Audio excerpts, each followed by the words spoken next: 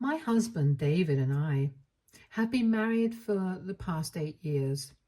We have a son together called Tom. He is currently 4 years old and is a very playful kid with a hyperactive imagination.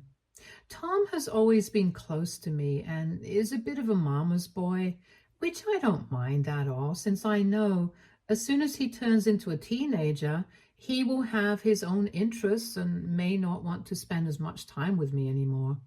David and I are excellent partners, and over the years we have perfected our routine in taking care of the house, Tom, as well as have fulfilling careers of our own.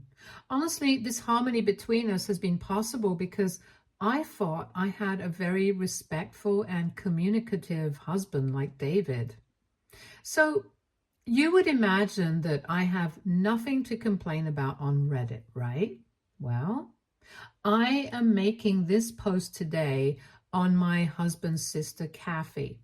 Now, I don't want to start off by showing my bias towards her, but let's just say that Kathy is extremely difficult to get along with.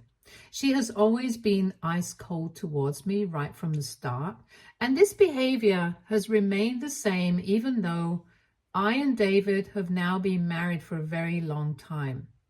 I remember during the beginning of our dating phase, David told me that his parents would easily approve of me, but that his sister Kathy would definitely grill me because she has always been very protective of him. Well, as it turns out, he was right. The first night we met with her, she asked me a bunch of questions about my family, my childhood, and about my siblings. No matter what I answered, she seemed unimpressed and had her nose up in the air the entire time. She would also randomly bring up David's exes in the middle of our conversation and compare them to me as if it were the most normal thing to do. At one point, during the dinner, she invited David to join her and her girlfriends for a girls' trip, telling how he needed to clear his head before getting serious with someone. This statement really weirded me out, and I got visibly annoyed, which David noticed and told his sister to back off as politely as possible. Now, this is something that has sometimes annoyed me about my husband. Although he does stand up to his sister, he's not really strong about his boundaries because of his affection towards her. I guess this makes her assume that she can keep pushing the matter because she is the older sister, and according to her, only she has the best interest about him. Since that first dinner date, I was convinced that Kathy and I did not like each other. It did hurt me a bit, but I wasn't going to go out of my way to convince someone to love and accept me if their mind was already made up. And despite this incident, I was always polite to her whenever we did meet next, but she never made it easy for me. One incident in particular that pops up in my mind immediately is David's grandparents' anniversary party. They had invited the entire family, and I was invited as David's plus one, as we had been dating for 1 year by then. Throughout the party, his family members would come up to me to strike up a conversation, and I honestly loved how chill and friendly his family was. The one person who didn't speak a word to me or even greet me was Kathy. I noticed that and kept out of her way as much as possible. At one point, his grandparents asked everybody to gather round so we could all take a group picture today. As we gathered together, Kathy loudly pointed me out and asked me to get out of the picture. David looked at her with his eyebrows raised as Kathy went on to say that maybe he would break up with me in the future and that she didn't want one of her brother's bimbos to be a part of this picture. My face got red in embarrassment as everyone looked uncomfortable as well. David tried to argue, but Kathy kept talking over him, saying how I was just a random stranger and I should not have even come to this function to begin with. I had heard enough and I felt utterly humiliated. David had attended many of my family functions and none of my family members had ever treated David this way. I excused myself and walked back into the house so I could look for my car keys. I had no intention of spending a minute longer with that woman. David and his parents came rushing behind me trying to apologize. His mother tried to convince me to go back with them, but the moment had been ruined. I could hear David's grandparents chastising Kathy loudly, and I felt even more guilty for ruining everybody's day. I left immediately, and that evening I even contemplated breaking up with David, as I knew I could not handle someone like his sister. However, as it turns out, David came to my place with flowers and pastry to apologize. He told me how everyone had laid it on Kathy for being rude to me, and that he had threatened to cut off things with her as well, which had apparently made her cry. He told me that he was getting fed up with his sister's antics and that he didn't want anything to do with her. We did talk a lot, but I felt reassured that he stood up for me. In the days that followed, David kept his word.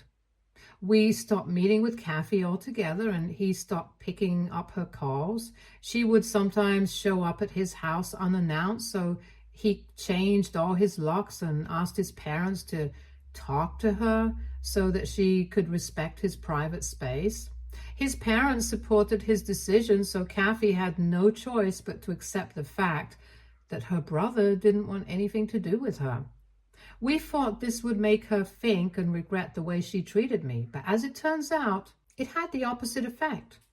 She started calling me and texting me, and she would leave me threatening messages, blaming me for everything. The tip of the hat was when she showed up at my work one afternoon demanding to meet me. Luckily, my manager intervened and kicked her out, but I was really shaken up. I told David that at this point, I had no choice but to break up with him to get away from his crazy sister, file a case against her, and take her to court for harassing me. David started to cry hearing this, pleading with me that there was no reason to break up, and begged me to give him a chance so he could take care of it.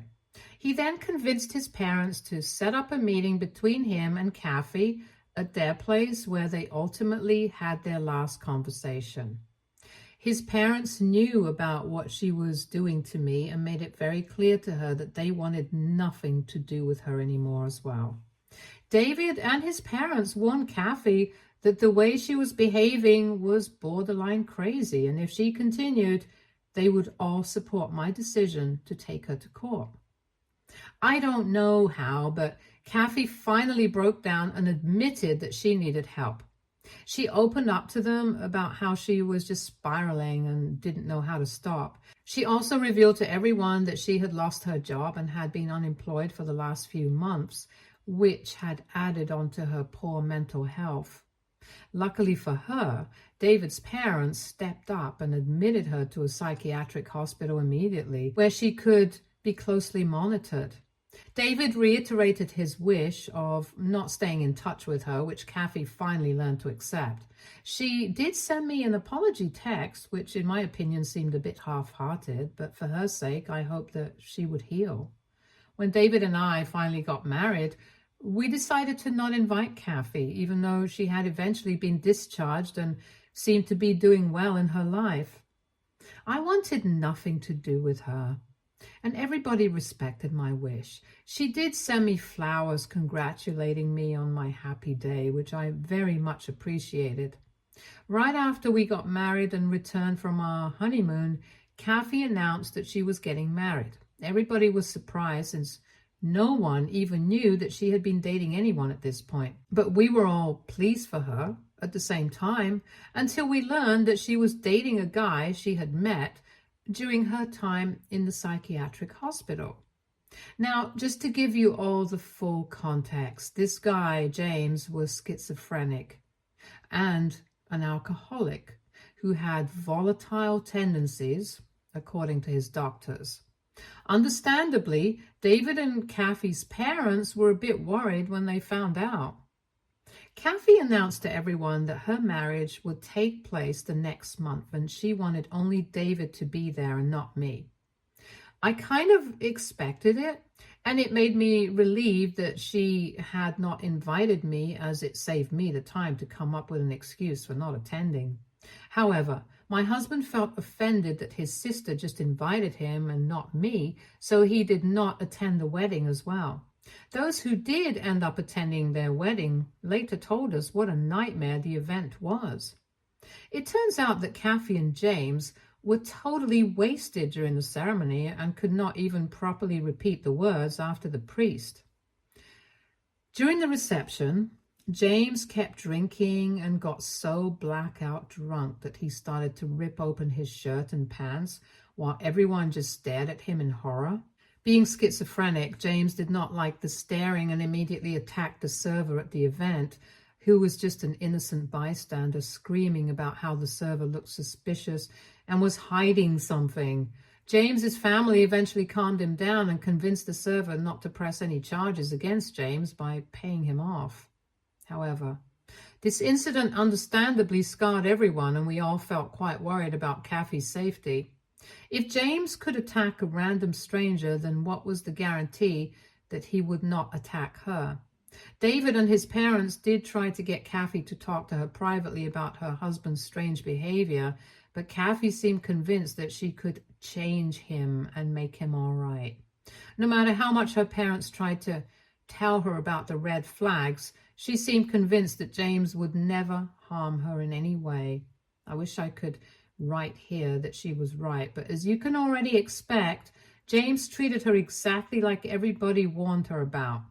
Over the years, David and his parents tried to stay in touch with Kathy, but James would knowingly cut off her contact with anybody and prevent her from talking to anyone. We could not file a case against him because Kathy refused to accept any help. On 2 occasions, we heard that police were called to their place because the neighbors could hear them arguing and getting physically violent with each other. Despite everything, Kathy never budged and seemed convinced that he was the one for her. 4 years ago, I got pregnant with Tom, and everyone was overjoyed with happiness. For my baby shower, I wanted Kathy to be a part of the celebration, so we sent her an invitation.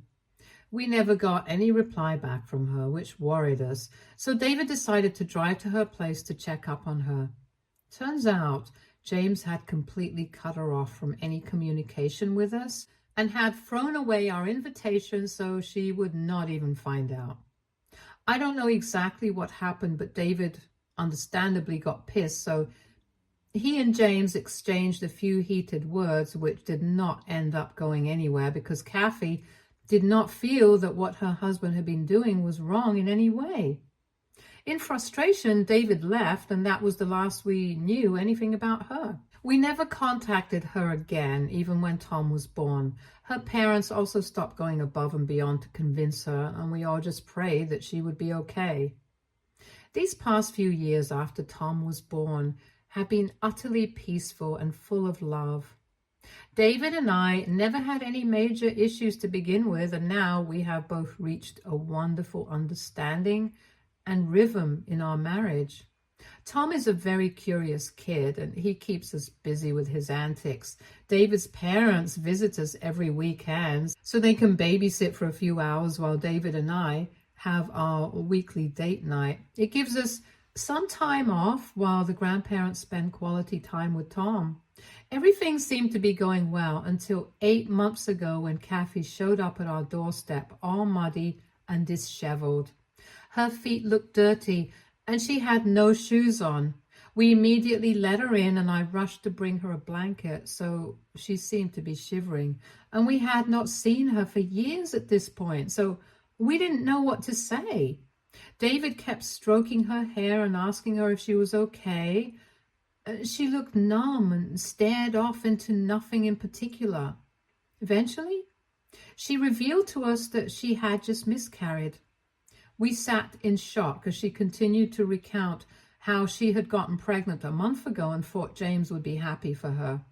In the beginning he was, but over the weeks he got more and more suspicious that this baby was going to take her away from him and that she would not love him the same. They would fight a lot and he would threaten to mix rat poison in her food to make her lose the child. Kathy told us that she woke up that day feeling uneasy, and when she went to the doctor, she found out that she had lost her child. She felt so sick and numb that she could not get into the car and drive back home, so she decided to just walk. Somehow, her brain led her up to our house, but I guess she must have at least walked 20 blocks or more bare feet. She did not remember why she had no shoes on. I felt so sorry for her and immediately gave her a hug. She took a moment to register the hug, but when she did, she hugged me back. We sat there for 5 whole minutes as Kathy slowly cried into my arms. We knew right then and there that this was her way of asking for help. David seemed ready to confront James directly, but I persuaded him to call the police and notify their parents, who would be better equipped to handle the situation. His parents were incredibly grateful to have their daughter back and assured her that they would support her no matter what. When the police took her statement, they were as shocked as us by the multiple abuses that Kathy had endured in her marriage until that point and kept quiet. James was then immediately arrested despite his protests and threats. He did keep denying it until the very end that he had nothing to do with her miscarriage, but as it turns out from Kathy's report, she had been indeed poisoned by him, which led to the loss of her baby. Long story short, because of James's mental issues and his incompetency to stand trial, the judge sentenced him to a psychiatric facility for treatment indefinitely. This decision was obviously frustrating, but we were also grateful to have Kathy back, safe and sound. I have to clarify that all my previous feelings of animosity towards her had disappeared at this point. As a woman, I felt bad for her and I wanted nothing but to forget our past so that we could keep moving forward. I wished nothing but for Kathy to heal after all this ordeal. She also seemed calm around me and was no longer mean. When we felt that she was ready, we introduced Tom to her as we thought it would help her recover faster. She got extremely close to Tom in a short time, which none of us minded really. I guess this should have been my first red flag. Over the weeks, she would find ways to spend more and more time with my son by showing up unexpectedly at our place without calling first. She was staying with hers and David's parents, so she could easily just drive over. She would insist on giving Tom baths or reading him his bedtime stories, which at first seemed like a kind gesture. However, her increasing presence started to feel a bit weird. It reached a point where Kathy would come over almost every day, unannounced, and always find a reason to stay longer than necessary. She'd bring toys and gifts for Tom, always seeking to be involved in his daily routines. She would also weirdly comment about his clothes or about his hairstyle, telling me how Tom would look better this way or that way, which bothered me a bit. While I appreciated her efforts to bond with him, it began to feel like she was slowly getting back to her old ways of undermining me. However, this time, instead of her brother, it was about my son, and my mama bear instinct kicked in. I talked to David, who assured me that maybe I was just overthinking and that his sister was just trying to cope with her pain. He reminded me how she had just lost her child, which made me feel guilty, so I decided to just let her be. If taking care of my son made her feel happy for a few minutes, then what's the harm here, right? As the days went on, I tried my best to be accommodating with her presence in our house constantly. She started to look after Tom every day when we were at work and would even take him to play at the park in the evening. Sometimes when I would come back home, I would notice how my son did not show the same enthusiasm for me anymore as he always did. He never ran up to greet me anymore and would look at me curiously. After Kathy would leave, I would try to talk to Tom about the day and if he had any troubles with Kathy around, but he would not participate much in the conversation. My son, who was always joyful around me, seemed sad and less enthusiastic. As his mother, I felt really worried about the change in my son's behavior, but whenever I tried to talk to my husband about it, he would gently tell me that I was just thinking too much about trivial things. David would try to assure me that it was all in my head and that Tom was just growing up. However, the nagging feeling inside my head kept bothering me, so I talked to one of my co-workers about it, who gave me the brilliant plan that I could buy nanny cams from Amazon and install it in my son's room and our living room to keep an eye on Tom. This was an ingenious idea, and I bought 2 cams immediately. I never told David about this, as I did not want him to dismiss my feelings yet again. Yesterday, I came back home, and after Tom went to bed, I decided to check the nanny cams I had set up. David was watching TV downstairs, so I sat in my study room to watch the video, which had audio as well. At first, it was just Kathy taking care of Tom and playing around with him. She seemed really good with children. However, imagine my surprise when I saw Kathy bring out a book from inside her purse, which was not something I had noticed before. Generally, we have age-appropriate books to read for our son in his room, but this book was different. She read the book to Tom before his nap time in the afternoon. As I listened to her reading the story, I realized the story was about adoption and how a mother sometimes gives up her child to another mother to be taken care of. As Kathy kept reading the story to my son, she would add in how this is why she had left Tom behind in my care all those years ago, because she wasn't ready then.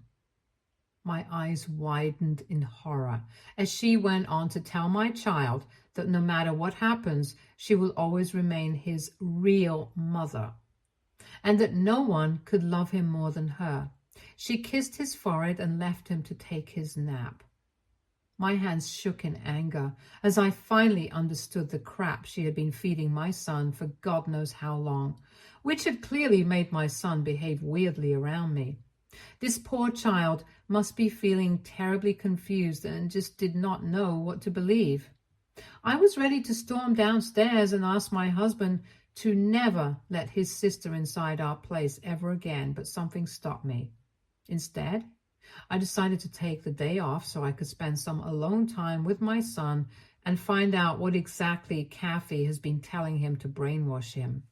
When I told Kathy today that she did not have to come over and babysit, she freaked out, insisting that she loved spending time with my son. I firmly told her to back off and that I wanted the day with my child. David did ask me if I was feeling well, and I assured him that everything was okay, but that I just needed a break. Later, I took my son to his favorite park so we could play around the whole day. We had pizzas and spent the whole day laughing and having a good time. Before bringing up the conversation, I wanted my son to feel safe around me. When I did start asking him about what his aunt and he had been talking about, he got a bit quiet. I promised Tom that he was not in trouble in any way and that I just wanted him to know that he could talk to me about anything. And this is when my son spilled the truth. He told me how Kathy had been trying to convince him for weeks that she was his real mother, even though he did not really believe it. She would also tell him how I would eventually leave him because only real mothers love their children. Because of her insistence, he felt scared of asking me about it in case I would really kick him out. He told me that he loved me and he did not want to go and live with Kathy. Hearing those words, my heart broke for him as I stared at his tear-streaked face. He looked so small and vulnerable, a stark contrast to the joyful and playful boy I knew so well. I knelt down to his level, gently took his hands in mine, and assured him that everything was going to be okay. We would get through this together, no matter what. I hugged him tightly, feeling the weight of his fears and pain. I felt like a loser for having failed to protect my son from this psycho. I assured him he had nothing to worry about and that me and David would take care of this. However, my son then informed me that David already knew about all this. I asked him what he meant, and he said, "I asked Daddy. He knows about this, but he told me not to tell you anything." The blood drained from my face as I realized that my husband, despite finding out what his sister was up to, had chosen to protect her instead of our son. He already knew about everything. I could not let my son around these people anymore. I did not want my son to be confused and frightened about his own mother. I was his mother, and it was my job to protect him from this. I quickly drove home and packed our bags. I told my parents I was coming over to their place, and if David asked, we would tell him that I missed them and wanted to spend time with them.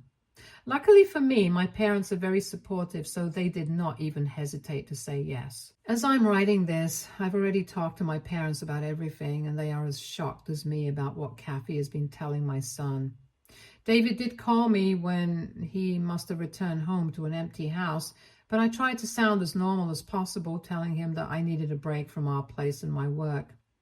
He did sound curious, but I assured him that I would stay with my parents for just a few days.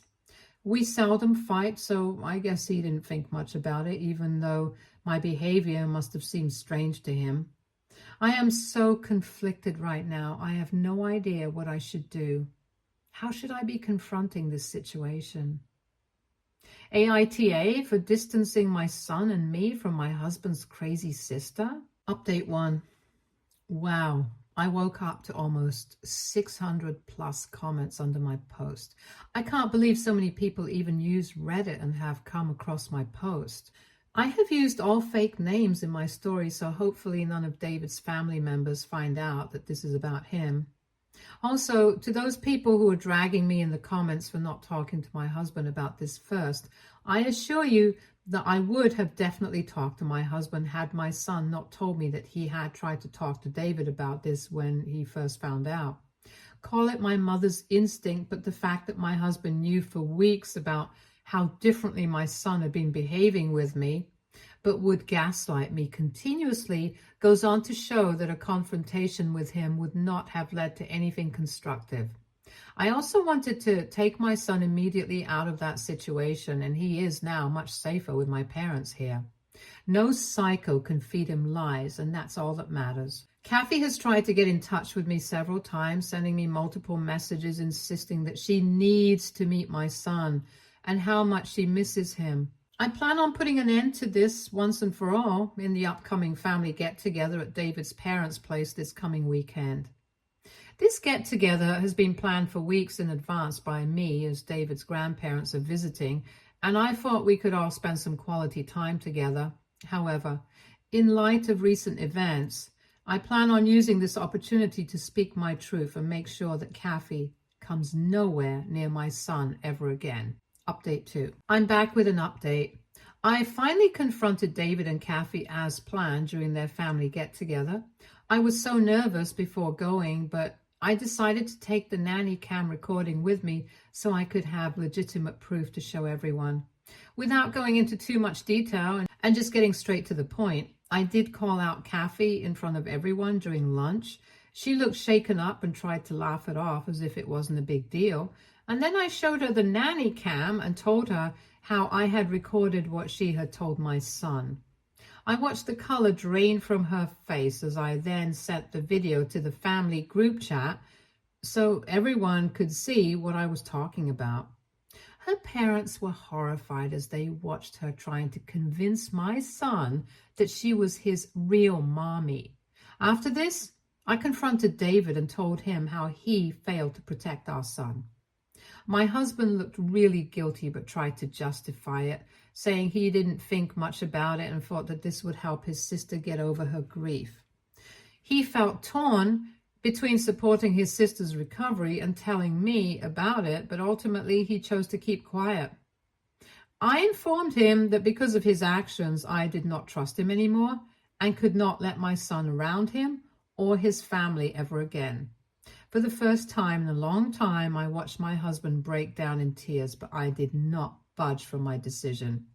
I informed him that I couldn't have my son grow up in a family where his dad refused to stand up for him just to protect his mentally ill sister. David and Kathy's parents and grandparents apologized to me and assured me that they would make sure that Kathy came nowhere near our son ever again. Kathy looked utterly humiliated but didn't even have the shame to apologize once. David kept justifying his actions, but I paid no heed. I left shortly after this confrontation as my work here was done and I wanted nothing to do with either of them anymore. Update 3. I see some of you are confused with my decision, so I just wanted to clarify. Yes, I plan on divorcing my husband. I know many of you wanted me to give a second chance to my husband as this wasn't entirely his fault, and I do agree. David is a good man. However, a good man doesn't automatically make him a good father. Just because he and I never had any issues doesn't mean he was a good father to Tom. He should have nipped this from the beginning when our son came to him with doubts instead of spending weeks trying to cover it up and gaslighting me. Both me and my son can't trust him anymore. I welcome Kathy back into my life with open arms after what she went through because as a woman, I felt sorry for her, but in the end, she proved exactly why I never liked her in the first place. I understand the abuse Kathy went through was extremely traumatic for her, but that doesn't mean that our son should have to pay for it. She was a grown-ass woman who clearly had mental issues to begin with, but we thought she had gotten better. However, what really surprised me was my husband. The fact that he would choose her mental well-being over our son's proves why he should never be around Tom. He was always such a supportive husband, and I thought I could trust him. But since what happened with Kathy, he clearly wanted to protect her more than us. I promise that from now on, I will protect my son no matter what happens. I am confident I can get full custody of my son if I expose his family history during the custody battle. Stay tuned for more stories from our girl relationships.